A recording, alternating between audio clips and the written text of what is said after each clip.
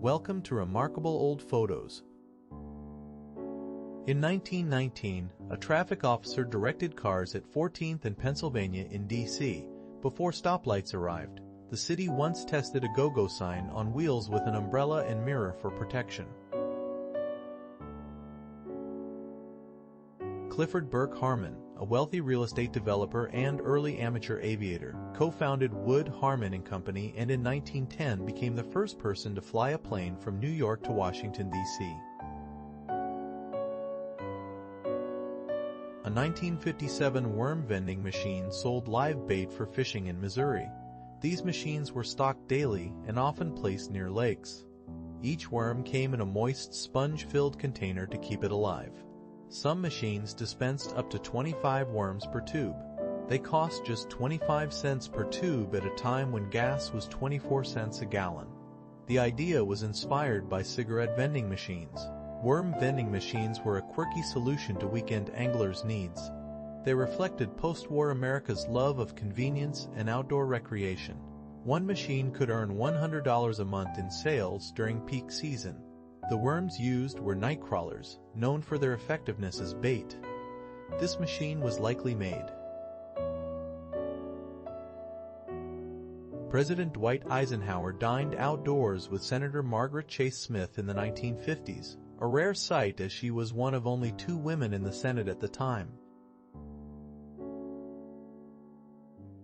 Whale Street in Rutland, Vermont, looking north near Center Street around 1908.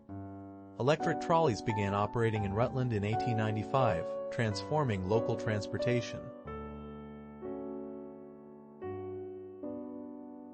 Young's $1 Million Pier in Atlantic City, New Jersey, circa 1910, shows workers lifting fishing nets under the pier's iconic archway. The pier opened in 1906 and was one of the first concrete piers on the East Coast.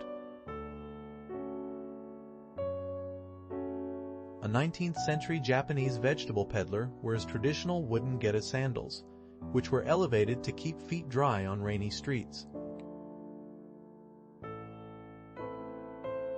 Jackie Gleason and Paul Newman play pool in The Hustler 1961, with Gleason's character based on real-life champion Minnesota Fats, who disliked the portrayal and later sued the studio.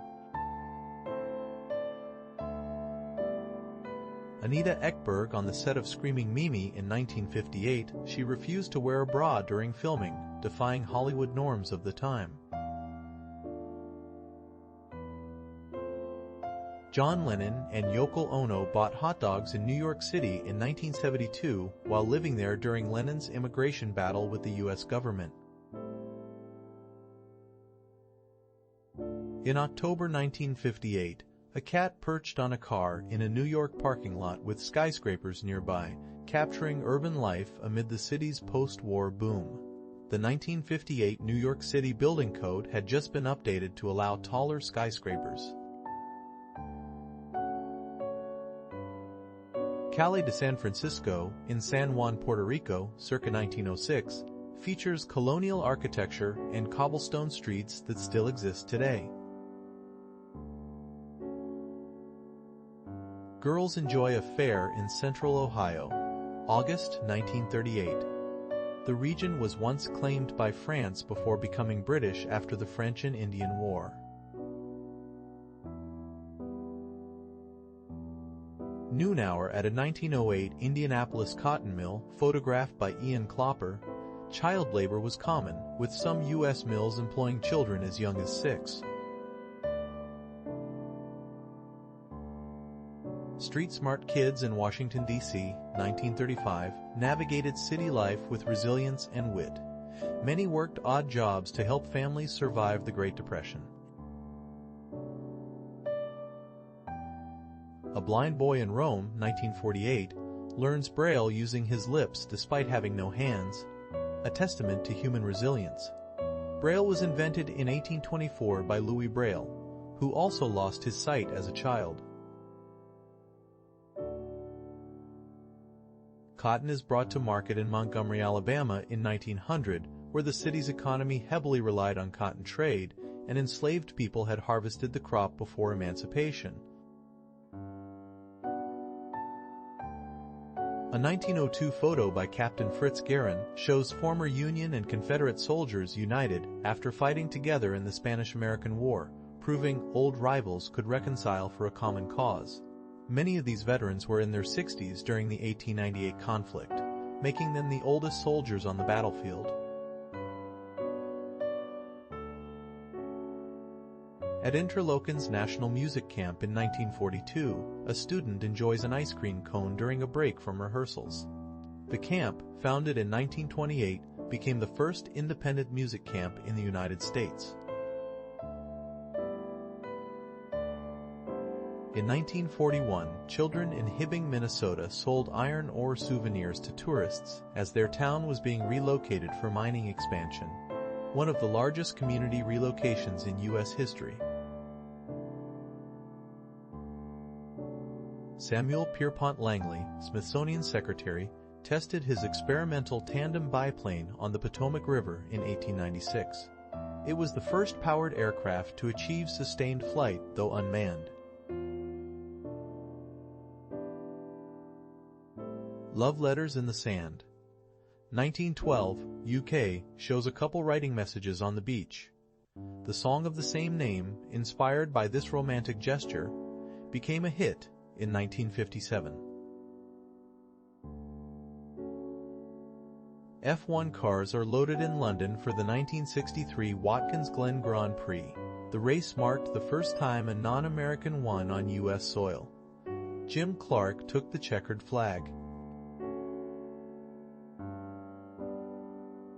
Muhammad Ali surveyed Chicago's skyline along the river in 1966, just months before refusing induction into the Vietnam War draft, a stand that cost him his boxing title and sparked national controversy. A pony and trap in Bulkington Village, Warwickshire, England, in the 1890s. The village once hosted a Roman settlement along a major road from London to Chester. A skateboarder in 1970s California pioneers aerial tricks. Modern skateboarding was born in empty backyard pools during droughts. The Shanghai Club and Canadian Pacific Building in 1900s. Shanghai symbolized foreign influence in the international settlement, with the Shanghai Club's bar featuring a 39-foot mahogany counter imported from Britain. In 1941, students at Woodville Public School in Greene County, Georgia, enjoyed a 5-cent hot lunch, part of a federal program that provided meals to over 3 million children during the Great Depression. Tannery Row in New Orleans, circa 1903, shows a steamer loading animal hides for export.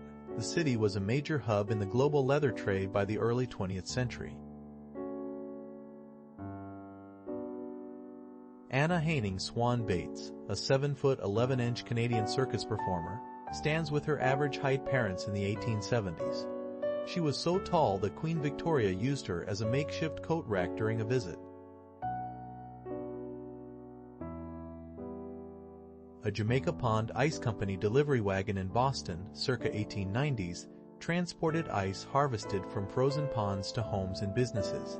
The ice was cut by hand using horse-drawn ice plows before mechanical refrigeration became widespread. Teens in the 1940s often listened to big band music and danced the jitterbug, and many collected ration stamps during World War II. Thank you for watching.